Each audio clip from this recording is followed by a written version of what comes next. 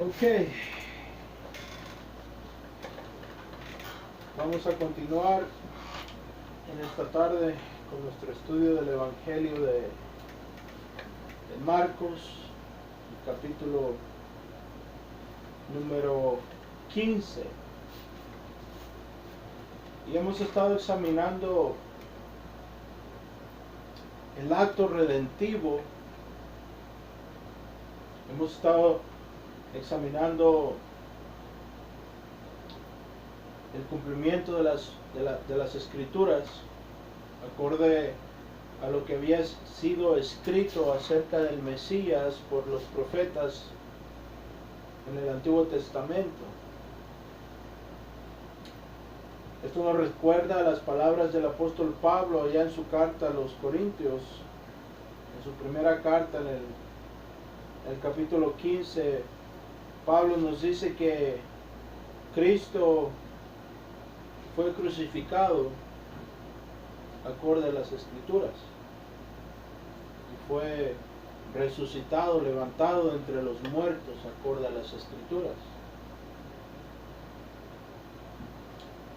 También esa era la exhortación del apóstol Pablo a su discípulo Timoteo. Vemos allá en su segunda carta, su segunda epístola a Timoteo, vemos que el apóstol le enfatiza a su discípulo, le enfatiza el permanecer arraigado a las escrituras, en permanecer arraigado el testimonio de las escrituras acerca del Cristo. Él le dice que tiene que él permanecer en ese evangelio que Pablo le había enseñado, el evangelio el cual él había creído de manera firme. Pablo lo exhorta a Timoteo a permanecer en la fe de los apóstoles. Esto es lo que era conocido como la regula fidei, lenguaje latín del primer siglo. Esto era conocido como la fe universal de la iglesia, la fe de los apóstoles. Entonces vemos que Pablo exhorta a Timoteo a permanecer en la fe de los apóstoles, en la enseñanza de los apóstoles, ¿verdad? Vemos que el apóstol Pablo le dice a Timoteo en el capítulo 3 de su epístola, Pablo le dice que él tiene que recordar la doctrina. Le dice: permanece en la doctrina y acuérdate de aquellos que te la han enseñado. Permanece en aquello que has creído de manera firme. Eso es allá en el capítulo 3, en el versículo 15, 14 y 15 hasta el 17. Pablo le habla y exhorta a Timoteo a permanecer en la doctrina y a recordar quiénes fueron los que le enseñaron esta doctrina. Esto es en referencia al evangelio que los apóstoles predicaban. Y Pablo vincula esa doctrina de los apóstoles y la arraiga en el testimonio de las escrituras, como él le llama. Le dice: y acuérdate de las escrituras que tú conoces desde que eras un niño. Ahora tenemos que analizar y entender que cuando Pablo dice esta declaración, cuando Pablo le dice estas palabras a Timoteo, tenemos que acordarnos que a este punto en la historia de la revelación divina de Dios, todavía no existía el Nuevo Testamento. Entonces, cuando Pablo le dice a Timoteo que él tiene que permanecer en las escrituras que él conoce desde que era un niño, Pablo se está refiriendo lo que el griego llama en el lenguaje original del Nuevo Testamento el grafe. El grafe era un sinónimo para las escrituras.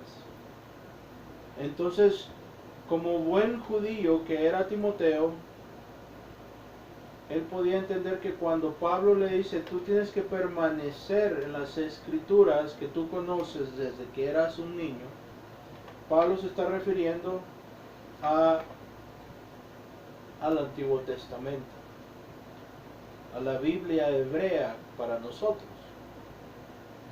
Y Pablo le dice que estas escrituras, dice, tienen el poder de hacerte sabio. Y eso es Pablo citando las palabras del salmista allá en el Salmo 19, que nos dice que el mandamiento del Señor es perfecto, haciendo al simple sabio.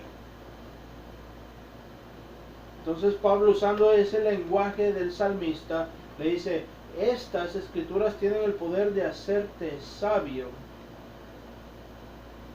para la fe en Cristo Jesús. Entonces Pablo vincula las escrituras, el Antiguo Testamento, con la fe de los apóstoles y muestra claramente entonces que hay una continuación y que esta fe no es algo que era un invento de los apóstoles, pero era el cumplimiento de lo que estaba escrito por Dios. Y es lo que nosotros entonces estamos tratando de seguir, el patrón de estudio de los apóstoles. Los apóstoles observaban las escrituras y observaban lo que estaba sucediendo, y cuando observaban lo que había tomado lugar en la vida de Cristo, ellos entonces entendían de manera clara que lo que había acontecido era simplemente el resultado, el cumplimiento de la voluntad de Dios y de lo que ya estaba escrito. Amén. Y eso es importante de entender, porque dijimos que la crucifixión y el sufrimiento de nuestro Salvador no son el resultado de las circunstancias. No es que Cristo fue víctima de las circunstancias. Tenemos que entender que esto es el desenvolvimiento de el plan soberano de Dios. Entonces, ¿por qué es importante tener esto en mente? Es importante porque ahora en día se enseña un concepto de la crucifixión de Cristo que no es bíblico. Por ejemplo, tenemos que entender las implicaciones de lo que estaba tomando lugar, de la obra redentiva de Cristo. Por ejemplo, hay muchos que creen que aquí el Señor simplemente estaba comprando una oportunidad para el hombre ser salvo. Lo que tenemos que entender, lo que quiero decir es que hay muchas personas que creen que lo que Cristo está sufriendo, lo que estamos leyendo, lo que Él sufrió, lo que Él pasó, simplemente fue para darle la oportunidad al hombre de aceptarle a Él. Ahora, esto es un concepto que no es bíblico. Porque el testimonio consistente de las Escrituras es que Cristo no murió simplemente para darle al hombre una oportunidad, y que al final de cuentas, la salvación del hombre depende de la voluntad del hombre, del varón. Es decir, todo el esfuerzo, toda la obra redentiva acorde a esta posición, que es la posición arminia, tiene como centralidad, como seguridad, como fuente de seguridad, como ancla la voluntad del varón, la voluntad del hombre a adherirse a Cristo. Entonces, Cristo sufrió, murió, vivió una vida perfecta y resucitó entre los muertos simplemente para darle la oportunidad al hombre de ser salvo. Pero depende en esta manera de ver la obra redentiva de Cristo, en esta manera de pensar, depende del hombre mantenerse adentro de la gracia por medio de sus buenas obras. Entonces, acorde a esta teología, acorde a esta enseñanza de la cual estamos hablando, que es errónea, entonces la salvación depende de la fidelidad y la obediencia del hombre, de la determinación del ser humano. Es el factor determinante. Te dicen, sí, somos salvos por medio de la gracia, pero tenemos que permanecer en la santidad para ser salvos. Entonces es la gracia más las obras, entonces equivalen a la salvación. Entonces esto es lo que se conoce como una salvación sinergística, que quiere decir que hay dos factores que están en operación, hay dos factores que trabajan para conseguir un resultado. Esto se conoce entonces como un concepto sinergista. Quiere decir que hay dos individuos, o hay dos factores, hay dos cosas que están trabajando para lograr un objetivo. ¿Cuál es el problema con esta posición? Es que si pensamos de manera lógica y analizamos lo que estamos diciendo, entonces la lógica conclusión de esto es que entonces el hombre tiene mérito al final de cuentas, porque toda la obra redentiva, todo lo que Cristo hizo, depende de la obediencia del hombre. Entonces al final de cuentas, el hombre tiene parte en la obra redentiva, porque de él depende permanecer salvo. Porque estamos diciendo que sí, la gracia nos salva si permanecemos en la santidad.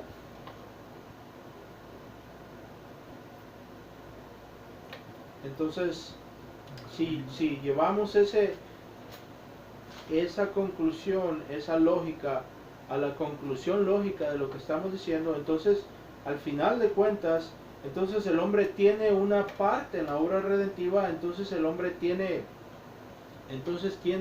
un mérito, porque depende de él permanecer en la gracia. Porque la obra de Cristo más nuestra obediencia juntos, entonces es lo que nos salva. Ahora habrán quienes objeten, habrán quienes digan, bueno, ¿acaso no tenemos que hacer buenas obras? Y es una pregunta legítima. ¿Estamos diciendo entonces que las obras no tienen lugar en la vida del cristiano? ¿Es lo que estamos diciendo? ¿Tienen las obras lugar en la vida del cristiano? ¿Sí o no? Y si tienen lugar, ¿cuál es el papel de las obras en la vida del cristiano? Esa es la pregunta que tenemos que hacer. ¿Estamos diciendo que las obras no tienen lugar en la vida del cristiano? No, no estamos diciendo eso. Entonces la pregunta es, si las obras tienen un lugar, entonces la pregunta es, ¿cuál es el lugar de las obras? ¿Y qué es lo que las obras nos ganan? ¿O para qué nos sirven las obras?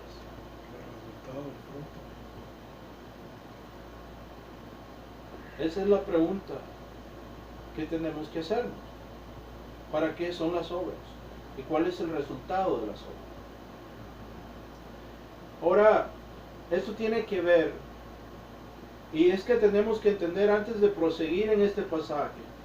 Nos hemos quedado en el versículo 33 y vimos Marcos 15, 32 y del 29 al 32 y vimos que los que pasaban lo injuriaban meneando la cabeza diciendo, va, tú que destruyes el templo y en 3 días lo edificas, sálvate a ti mismo descendiendo de la cruz. De igual manera también los principales sacerdotes junto a los escribas, burlándose de él, entre ellos decían, a otros salvó, él mismo no se puede salvar, que este Cristo, el Rey de Israel, descienda ahora de la cruz para que veamos y creamos. Y los que estaban crucificados con él también lo insultaban. Entonces vemos, al leer esto, entonces ya analizamos este pasaje y vimos las implicaciones bíblicas y vimos cómo esto es el cumplimiento de las escrituras. Vimos cómo esto es profetizado por el salmista en el Salmo 22.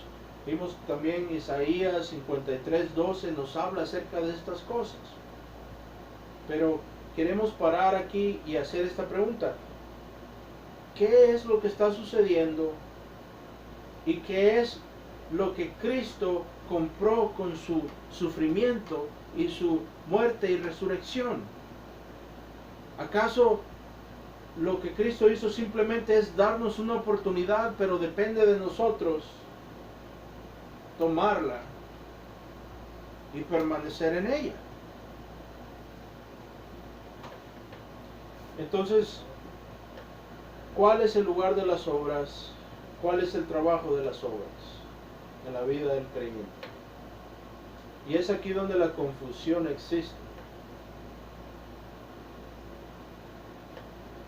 El pasaje que nos explica esto de manera clara y nos pone el orden de la salvación y el lugar de las obras y el lugar de la gracia y el lugar de la fe es en Efesios 2, 8 al 10. Si vamos rápidamente a Efesios 2, 8 al 10. Efesios 2, 8 al 10, vamos a ver ahí que el apóstol Pablo nos habla acerca de esto. Efesios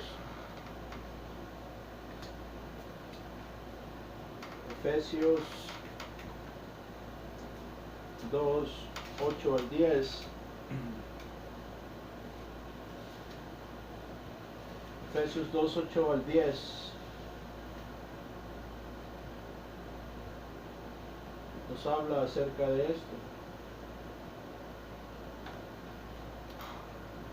Aquí el apóstol nos dice, porque por la gracia de Dios sois salvos. Ahora vamos a tomar, vamos a observar el texto. ¿Cuál es la causa de la salvación acorde a esta declaración de Pablo el apóstol? Dice, porque por gracia sois salvos.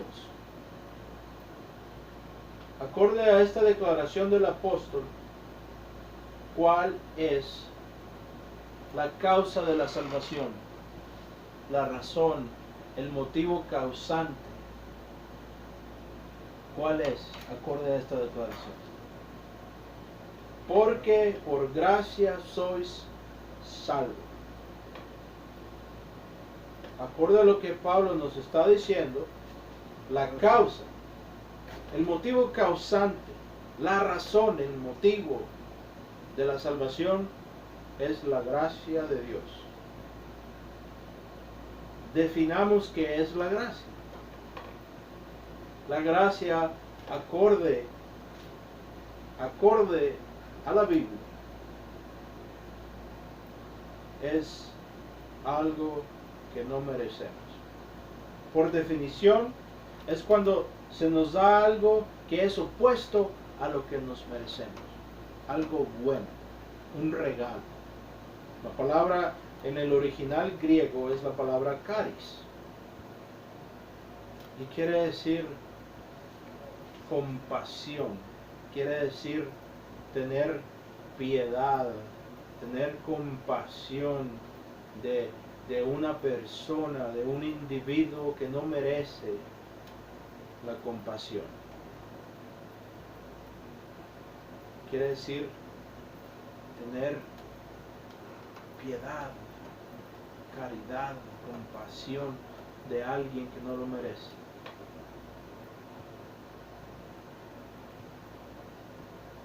Entonces aquí Pablo nos dice que porque por gracia sois salvos. Esa es la causa. Inmediatamente tenemos que entonces ver que aquí no se dice nada acerca de la determinación del hombre. Ni dice porque por gracia y obediencia son salvos. No dice eso. ¿Qué dice?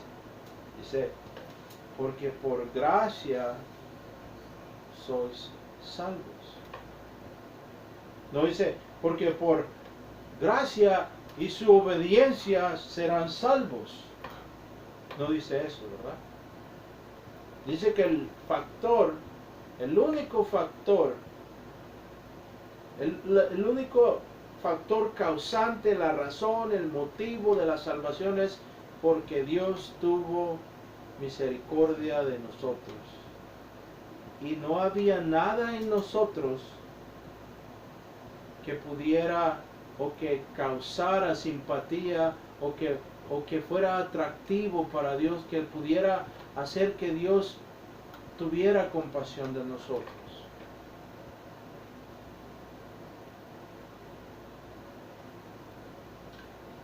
Entonces, sigue el verso. Dice Pablo, porque por gracia sois salvos. Y ahora dice, por medio de la fe. Vamos a analizar esa otra porción. ¿Qué quiere decir eso? Tenemos el factor causante, que es entonces la gracia de Dios. Dios, su misericordia, su amor inmerecido nos salva. Esa es la razón. No se menciona nada del hombre.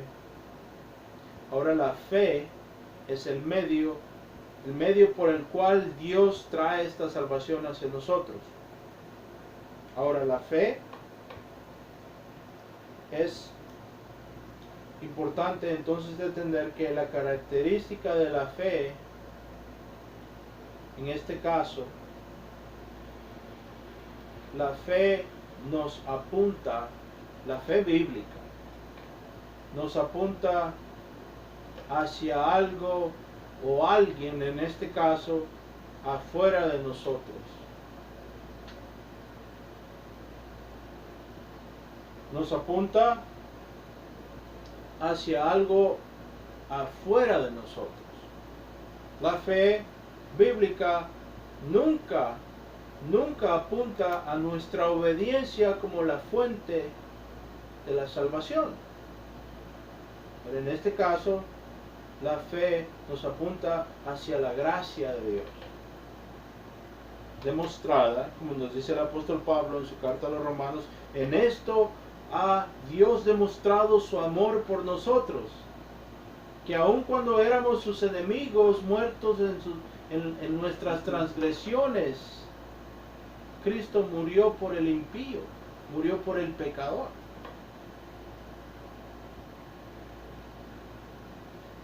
Entonces la fe bíblica no comparte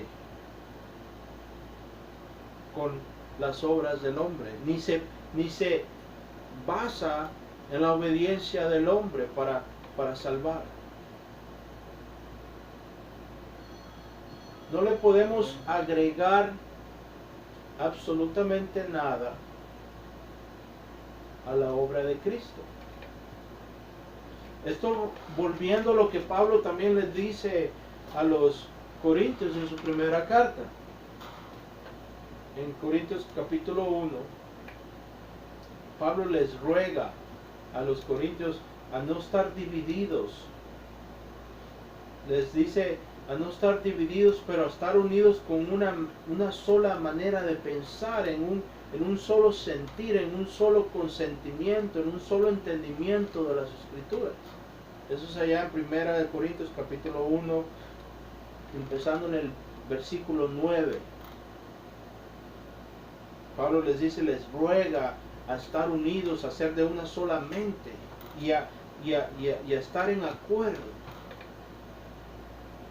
Y él les dice, porque me ha sido reportado que hay divisiones entre ustedes. Les dice, unos dicen yo sigo a Pablo, otros dicen yo sigo a Cefas, que quiere decir Pedro, otros siguen a Apolos. Y Pablo les dice, ¿acaso está Cristo dividido? Fue Pablo quien fue crucificado por ustedes. No, ¿verdad? Entonces la fe bíblica apunta hacia la suficiencia de la obra redentiva de Cristo. No le podemos agregar nada a la obra de Cristo. La fe bíblica entonces nos apunta hacia la gracia de Dios, nos apunta hacia la obra, a la obra completa de Cristo, nos apunta hacia lo que Cristo ha hecho y no lo que nosotros podemos hacer. Entonces nuestra seguridad no se basa en nuestra propia determinación a obedecer a Dios o nuestra propia determinación a ser santos. Y digo eso porque hay quienes sacan aquel verso de contexto que dice que sin santidad nadie verá a Dios. Como si fuese posible para el hombre adquirir un nivel de santidad que pueda complacer a Dios, el cual es totalmente imposible, no es bíblico. La única manera que un hombre puede complacer a Dios es si ese hombre es perfecto y justo, sin pecado alguno desde el nacimiento. Ahora, ¿quién de nosotros podemos decir eso? Nacemos ya pecadores, condenados, destituidos de la gloria de Dios. Entonces, lógicamente tenemos que concluir que ese verso que dice que sin santidad nadie verá a Dios, no quiere decir que tenemos nosotros que producir un nivel de santidad aceptable para Dios. Del único que las Escrituras se ha dicho que satisfajo a Dios es Cristo. ¿Verdad? Entonces, no podemos mantenernos salvos a nosotros mismos por medio de nuestra santidad. No es lo que quiere decir. Entonces, ¿qué es lo que quiere decir? Bueno, esto se responde con igual con la otra misma pregunta que hicimos, ¿cuál es el lugar de las obras? ¿Y cuál es el lugar de las obras y qué es lo que las obras nos consiguen? Vamos a responder ambas preguntas al mismo tiempo. Proseguimos. Entonces vimos que la causa, el causante de la salvación es la gracia de Dios, el medio es la fe en la obra redentiva completa de Cristo y en la suficiencia de esa obra. Y ahora dice Pablo, y esto no es de vosotros, pues es don de Dios, es regalo, ¿verdad? La palabra don viene de la misma raíz del lenguaje griego que quiere decir charis. Charis quiere decir cuando te regalan algo que no te mereces. Es la misma palabra. Entonces, Pablo dice, y esto no es de vosotros, no es de obra de nosotros, o sea, no es porque éramos los más bonitos o porque Dios vio que íbamos a ser los más santos, los más obedientes, íbamos a permanecer en la obediencia, en la santidad, y por eso Dios nos ha salvado. No quiere decir eso. Quiere decir que no había en nosotros nada, ni podemos hacer nada para salvarnos a nosotros mismos.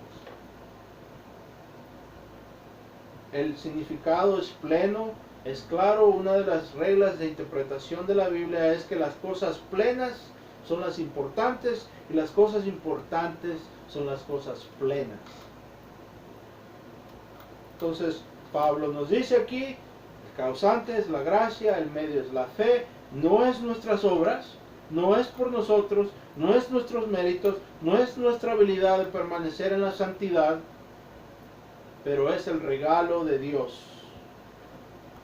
¿Por qué hizo Dios esto? La respuesta es en el siguiente verso, Efesios 2:9. Hay que leerlo, hay que poner atención a lo que dice.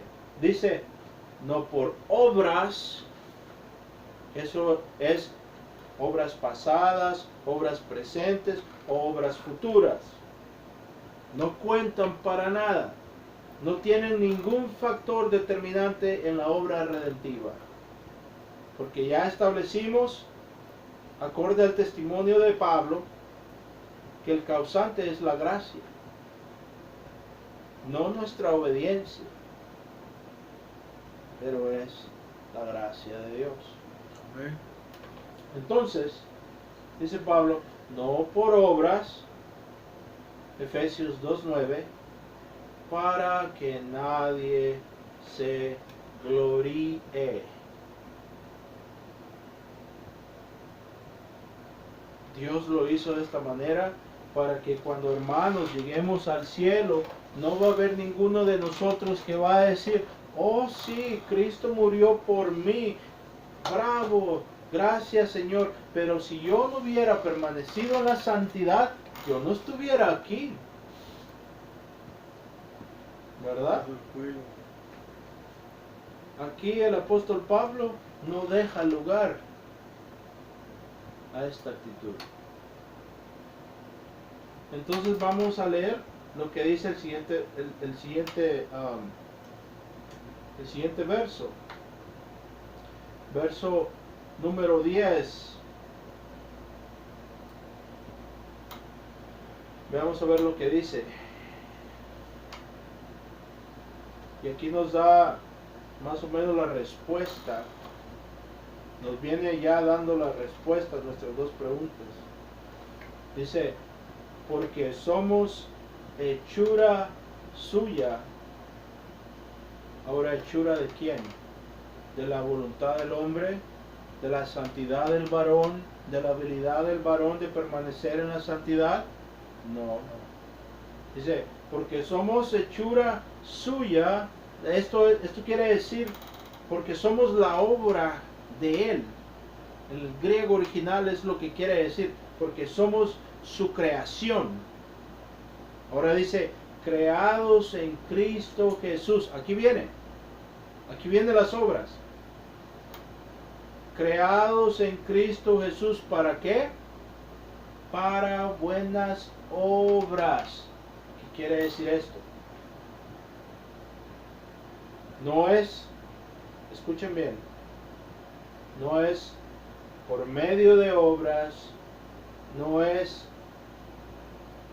por buenas obras o porque buenas obras hicimos, pero para buenas obras, como resultado de la creación de Dios, como el producto y no el factor. Como el producto, así como el fruto es el producto del árbol, de la misma manera las obras son el producto de la obra de Dios por medio de la fe en la obra redentiva suficiente de Cristo. No tienen ningún lugar en la obra redentiva. El lugar de las obras es como el producto de la fe en lo que ya está hecho. La salvación en Cristo. Entonces tenemos que entender que las obras nos sirven no para mantenernos en la gracia de Dios, pero tienen esencialmente, básicamente dos funciones. La primera función es que muestran la naturaleza del árbol, es decir, las obras nos indican qué clase de árbol es. Por el fruto les conoceréis, dijo el Señor Jesucristo. Entonces las obras básicamente son el resultado, el fruto del árbol, y nos sirven para identificar qué clase de árbol es, para identificarnos cuando nos comparamos al fruto bíblico. El fruto del Espíritu es la paz, el gozo, la benignidad, el dominio propio, la santidad, la esperanza, la paz. Todas estas cosas son el fruto, no frutos, el fruto del Espíritu. Y se manifiestan en la vida del creyente a diferentes niveles, claro. Hay unos que maduramos más rápido que otros, pero todas estas características son el fruto del Espíritu.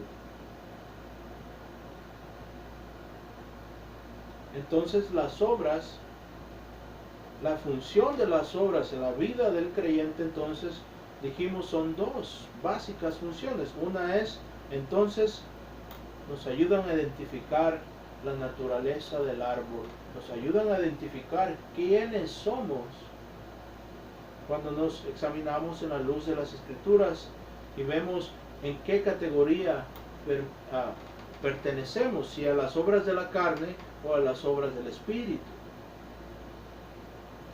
La otra función de las obras, y cuál es la más importante, encontramos la respuesta a estas cosas en las palabras de nuestro Señor Jesucristo allá en el Sermón de la Montaña en Mateo capítulo número 5. Nos dice el Señor: haced que su luz brille, para que vean las obras que hacen y den gloria a su Padre que está en el cielo. Esa es la función de las obras. Glorifican a Dios, porque somos hechura de Él. En Cristo Jesús, dice, vamos a terminar el párrafo. Dice, porque somos hechura suya, creados en Cristo Jesús para buenas obras, las cuales Dios preparó de antemano para que anduviésemos en ellas. Entonces no estamos negando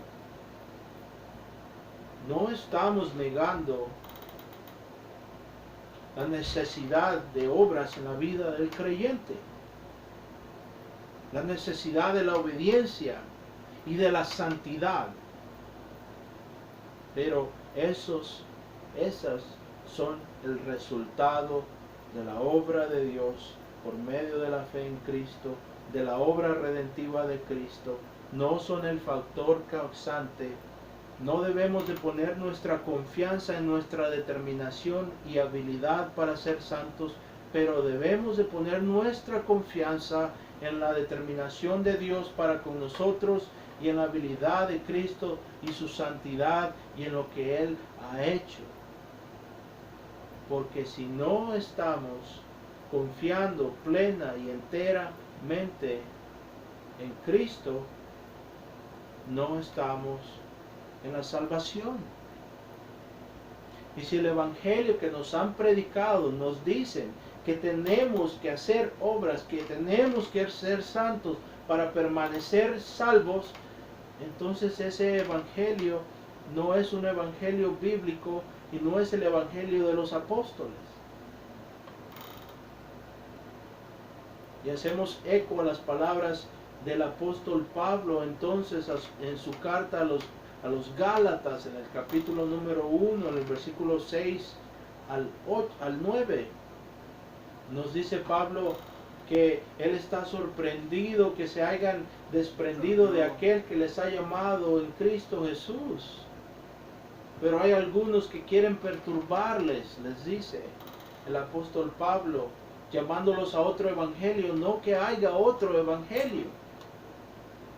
Y les dice Pablo, les digo, si alguno viene a ustedes y les predica otro evangelio contrario al que nosotros les hemos predicado, les dice Pablo, que esa persona sea anatema, que sea esa persona maldita, que sea cortada de la gracia de Dios, porque Pablo entendía que solamente hay un evangelio, que solamente hay un Salvador y que la obra de Él está completa, que no le podemos agregar nada.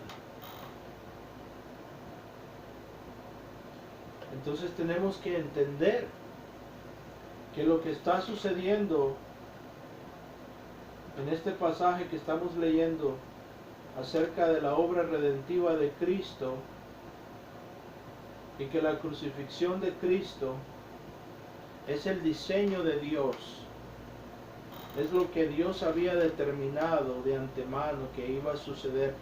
Esto es lo que Dios había prescrito y es la manera por la cual Él nos ha salvado y ningún hombre le puede agregar a la obra de Cristo.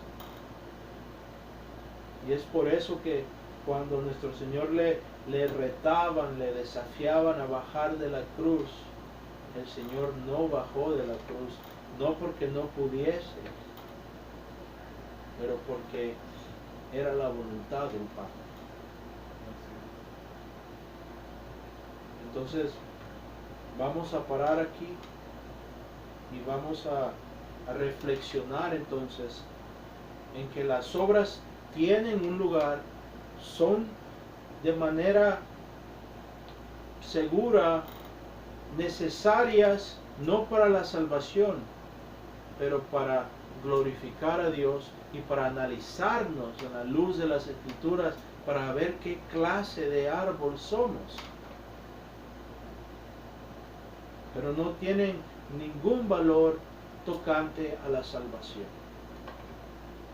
Son el producto de la salvación, pero no el factor causante o preservante por ese mismo caso. No nos preservan y no nos salvan. Simplemente identifican lo que somos y si son buenas obras, glorifican a Dios. Pero no tienen ningún factor en la salvación del hombre. La salvación del hombre es por la gracia de Dios, por medio de la fe en lo que Cristo ya hizo.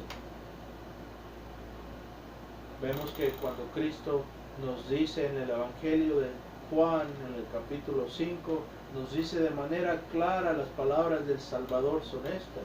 Dice, quien quiera que escuche mi voz y cree en aquel que me ha enviado, no caerá bajo condenación, pero ha pasado de la muerte a la vida si permanece en la santidad. No dice eso, ¿verdad? Dice, ha pasado de la muerte a la vida. ¿Verdad? Así es, así es. Entonces vamos a parar aquí y vamos a continuar la próxima ocasión con nuestro estudio del Evangelio de San Marcos. Amén.